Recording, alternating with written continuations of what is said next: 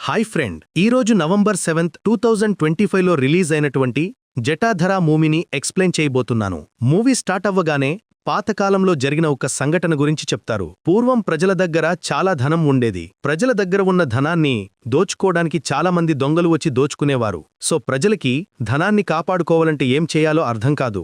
ఆ కాలంలో దాచుకోవడానికి బ్యాంకులు, లాకర్స్ లేవు కాబట్టి భూమిని తవ్వేసి లంకబిందలో బంగారాన్ని, డబ్బుని దాచుకునేవారు. అయినా కూడా దొంగలు గుర్తుపట్టి బంగారాన్ని తీసుకుని వెళ్లిపోయేవాళ్లు. దాంతో ప్రజలకి ఏం చేయాలో అర్థం కాదు. అప్పుడే వాళ్లకి ఒక ఆలోచన వస్తుంది. వెంటనే తాంత్రికులను పిలిపించి తాంత్రిక పద్ధతిని యూజ్ చేసి కొన్ని బంధనాలు వేశారు. ఆ తాంత్రికులు అత్యంత భయంకరమైన పిశాచక బంధనం వేసి ధనాన్ని దాచిపెట్టేవారు. ఎవరైతే ఆ ధనాన్ని కావాలనుకుంటారో వాళ్లు ఆ పిశాచి ఏమడిగితే అది ఇవ్వడానికి సిద్ధంగా ఉండాలి. అప్పుడే ఆ పిశాచి వాళ్లకి ధనాన్ని ఇస్తుంది. అలా తాంత్రికులు పిశాచి బంధనం వేసి బంగారాన్ని, ధనాన్ని సేఫ్గా పిశాచి దగ్గర దాచిపెడతారు. కట్ చేస్తే నెక్స్ట్ సీన్లో శోభ ఆంటీని చూపిస్తారు. తను వాటర్ తాగడానికి కిచెన్లోకి వెళ్తుంది. సరిగ్గా అప్పుడే తన దగ్గరికి ఒక గోల్డ్ కాయిన్ వస్తుంది. గోల్డ్ కాయిన్ తీసుకుని హాల్లోకి వెళ్లి చూస్తే అక్కడొక పిశాచి కనిపిస్తుంది. ఆ పిశాచి గోల్డ్తో ఆడుకుంటూ ఉంటుంది. దాంతో శోభ చాలా భయపడిపోయి నిద్రలోంచి లేస్తుంది. సో ఇప్పుడు జరిగిందంతా కూడా తను కలగంటుంది. వెంటనే ఒక స్వామీజీని పిలిపించి తనకు వచ్చిన కల గురించి అతనితో చెప్తుంది. తను చెప్పింది విన్నాక స్వామీజీ అంటాడు,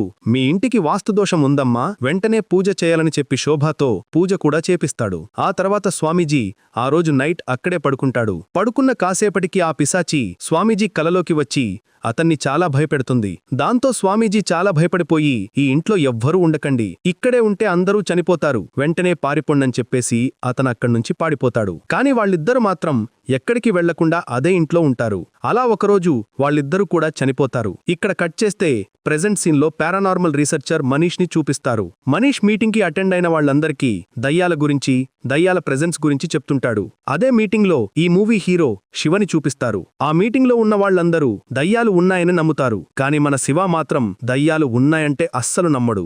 శివ దయ్యాలు లేవని చిన్నప్పుడే డిసైడ్ చేసుకుంటాడు. శివ చిన్నగా ఉన్నప్పుడు అతని ఫ్రెండ్తో కలిసి అలా బయటికి వెళ్ళినప్పుడు శివ ఫ్రెండ్ రాజేష్ మర్రిచెట్టు దగ్గర కింద పడిపోయి చనిపోతాడు. రాజేష్ మర్రిచెట్టు దగ్గర దయ్యం ఉంటుందేమో అని చెప్పేసి ముందే భయపడి చనిపోతాడు. నెక్స్ట్ డే శివ అదే మర్రిచెట్టు దగ్గరికి వెళ్లి గట్టిగా అరుస్తూ, నిజంగా ఈ మర్రిచెట్టు మీద దయ్యం ఉంటే నన్ను కూడా చంపేయమని అడుగుతాడు. నిజంగానే అక్కడ ఎలాంటి దయ్యం లేదు కాబట్టి శివ ప్రాణాలతో బయటపడతాడు. అలాగే ఆ రోజు నుండి ఈ రోజు వరకు అసలు దయ్యాలు లేవని గట్టిగా నమ్ముతాడు. ఇప్పుడు జరిగిందంతా కూడా శివ మనీష్తో చెప్తాడు.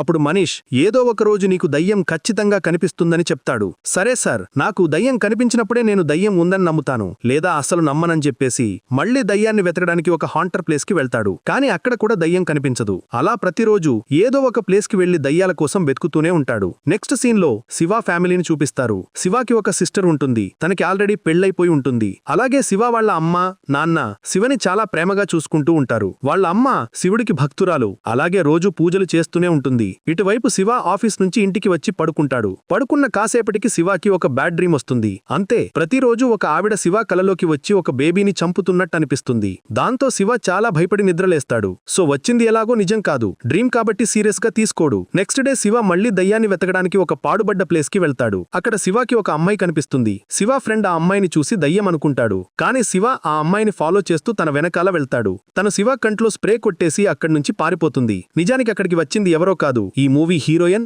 సితారా. నెక్స్ట్ డే సితారా వాళ్ళ అమ్మతో కలిసి గుడికి వెళ్తుంది. అదే గుడికి శివ వాళ్ళ అమ్మతో కలిసి వెళ్తాడు. అప్పుడే అక్కడికి ఒక ఫేమస్ గురుజీ వస్తాడు. గురుజీని కలవడానికి శివ వాళ్ళ అమ్మ చాలా ట్రై చేస్తుంది. కానీ తనకి పర్మిషన్ దొరకదు. అప్పుడు సితారా శివ వాళ్ళ అమ్మని తీసుకెళ్లి గురూజీకి పరిచయం చేపిస్తుంది. తను గురూజీని కలిసినందుకు చాలా హ్యాపీగా ఫీల్ అవుతుంది. అలాగే ఇదంతా సితారా వల్లే సాధ్యం పడింది కాబట్టి తనని చాలా మెచ్చుకుంటుంది. శివ సితారాని చూసి, నిన్న నైట్ నా కంట్లో స్ప్రే కొట్టింది నువ్వే కదా, నైట్ ఆ పాడుబడ్డ ప్లేస్లో నువ్వేం చేస్తున్నావని అడిగితే సితారా తన గురించి చెప్తుంది.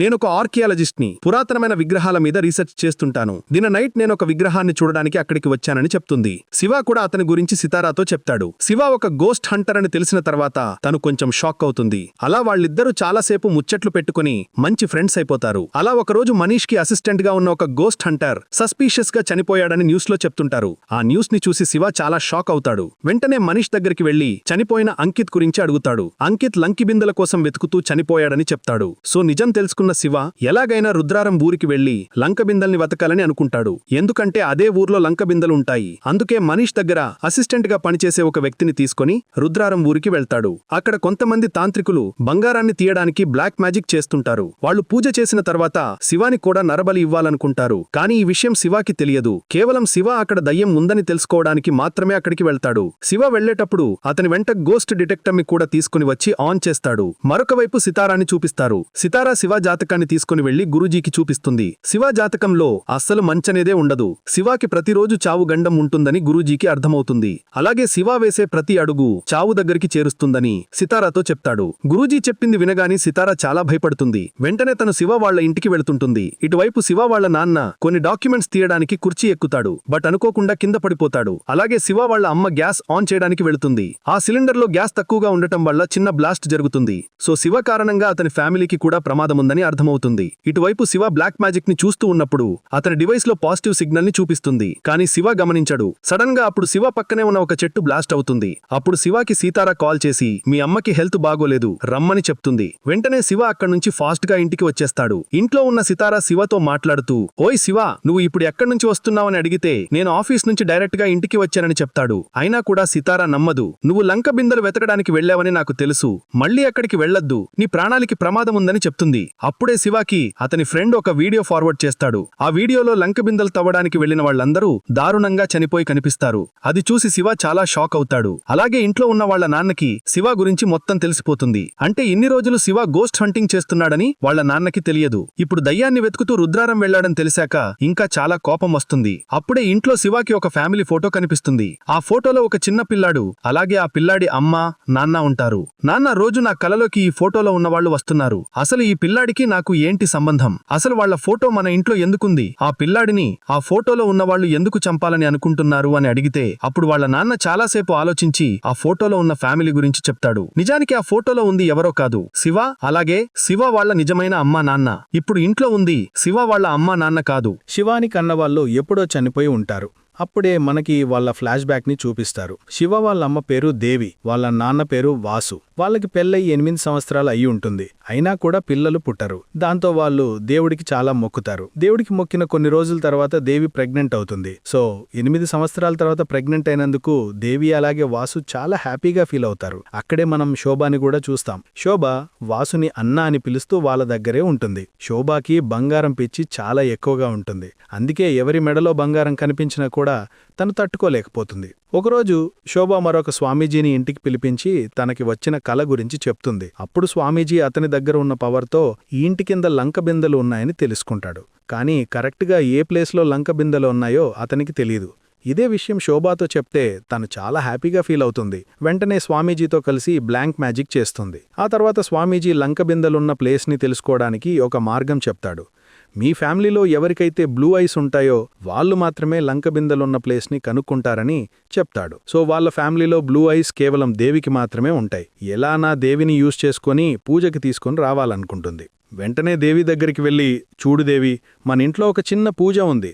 ఆ పూజ చేస్తే నీకు పుట్టబోయే బేబీకి ఎలాంటి ప్రమాదం ఉండదని చెప్తుంది. సో దేవి పుట్టబోయే బిడ్డ గురించి ఆలోచించి పూజ చేయడానికి ఒప్పుకుంటుంది. కానీ అక్కడికి వెళ్లి చూస్తే పూజ కాకుండా బ్లాక్ మ్యాజిక్ చేస్తున్నట్టు అనిపిస్తుంది. అయినా కూడా శోభ దేవిని ఒప్పించి పూజలో కూర్చోబెడుతుంది. అలా కాసేపు పూజ చేసిన తర్వాత దేవి కంటిరెప్పలకి పసుపు పూస్తారు. దాంతో తనకి లంక బిందెలున్న చోటు కనిపిస్తుంది. ఆ చోటు గురించి శోభతో చెప్తుంది. వెంటనే స్వామీజీ ఒక కోడిని బలిచ్చి దాని రక్తాన్ని అన్నంలో కలిపి లంక బిందెలున్న ప్లేస్లో పెడతారు. దాంతో ఆ ప్లేస్లో ఉన్న దయ్యాలు వచ్చి వాళ్లు పెట్టిన ఫుడ్ తింటాయి. అయినా కూడా ఆ దయ్యాలకి ఆకలి తీరదు. వెంటనే ఒక మేకని కూడా బలిస్తారు. కాసేపటి తర్వాత అక్కడికి ధనపిశాచి కూడా వచ్చేస్తుంది. మూవీ స్టార్టింగ్లో శోభాకి ఒక పిశాచి కనిపిస్తుంది కదా, తనెవరో కాదు, ధనపిశాచి. తను ధనాన్ని గక్షిస్తుంటుంది. ఇప్పుడు వాళ్ళ ముందుకు వచ్చి బలి కావాలని అడుగుతుంది. వెంటనే స్వామీజీ ఒక దున్నపోతిని కూడా బలిస్తాడు. అయినా కూడా తన ఆకలి తీరదు. మనుషుల రక్తం కూడా కావాలని అడుగుతుంది. అప్పుడే దేవికి మన శివ పుడతాడు. దాంతో ఆ పిశాచి శివని కావాలని అడుగుతుంది. శోభ అప్పుడే పుట్టిన శివని బలివ్వడానికి సిద్ధంగా ఉంటుంది.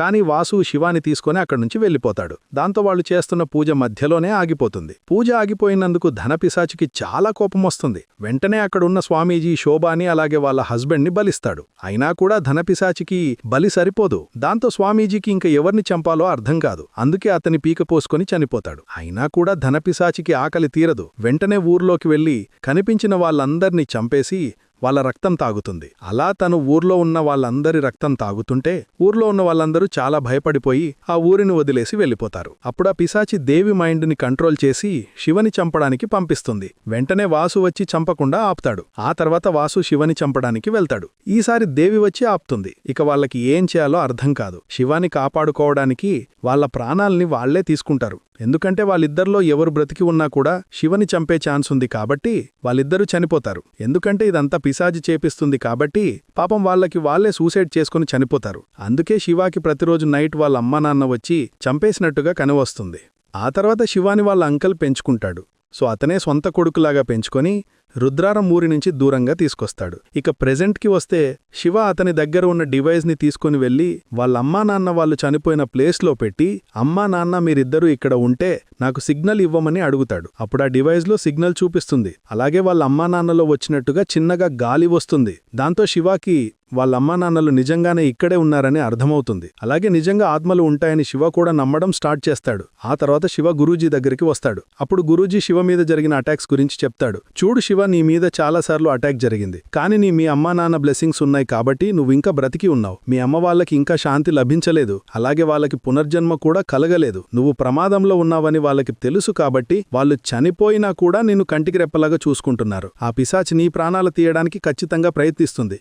నీకు సహాయం చేయడానికి ఎవరూ రారు. నువ్వు ఒంటరిగానే ఫైట్ చేయాలని చెప్తాడు. అది వినగానే శివ వాళ్ళమ్మ చాలా బాధపడిపోయి వెంటనే గురూజీ దగ్గరికి వెళ్లి శివ పిశాచితో ఫైట్ చేయడానికి వెళ్తున్నాడని చెప్తుంది. నువ్వేం భయపడకమ్మా, నువ్వు పూజిస్తున్న శివుడు శివాకి అండగా ఉంటాడు. నువ్వు శివాని ఆపద్దు, వన్నని వెళ్ళనివ్వమని చెప్తాడు. గురూజీ చెప్పింది విన్నాక వాళ్ళమ్మ పర్మిషన్ ఇస్తుంది. వెంటనే శివ పిశాచిని కంట్రోల్లో పెట్టుకోవడానికి రీసెర్చ్ చేస్తాడు. నిజానికి గుడిలో పాజిటివ్ ఎనర్జీ ఉంటుంది కదా, సో అష్టలింగాలని ప్రతిష్ఠిస్తే నెగిటివ్ ఎనర్జీతో ఫైట్ చేయవచ్చు. అందుకే మనీస్తో కలిసి మొత్తం సెట్ చేసుకుంటాడు. అతను తయారు చేసిన డివైస్లన్నీ తీసుకుని వచ్చి పిశాచి కోసం వెయిట్ చేస్తాడు. ఎందుకంటే అక్కడ పిశాచి ఉంటే ఆ డివైస్లో కనిపిస్తుంది. ఆ ఇంటి బయట గురూజీ శివాకి మంచి జరగాలని పూజలు చేస్తుంటాడు. ఇంటి లోపల శివ అష్టలింగాలని ప్రతిష్ఠిస్తూ ఉన్నప్పుడు ఆ పిశాచి శివని ఆపాలని ట్రై చేస్తుంది. శివ దగ్గర ఎక్కువగా పవర్ లేదు కాబట్టి పిశాచి చేతిలో శివ ఓడిపోతాడు. అప్పుడు చనిపోయిన శివ వాళ్ళ అమ్మ నాన్న వచ్చి శివకి హెల్ప్ చేయడానికి ట్రై చేస్తారు. అయినా కూడా పిశాచి శివని వదిలిపెట్టకుండా టార్చర్ చేస్తూనే ఉంటుంది. శివ ఎలాగోలా మొత్తానికి అష్టలింగాలని స్థాపిస్తాడు. ఆ తర్వాత మళ్లీ పిశాచితో ఫైట్ చేస్తాడు.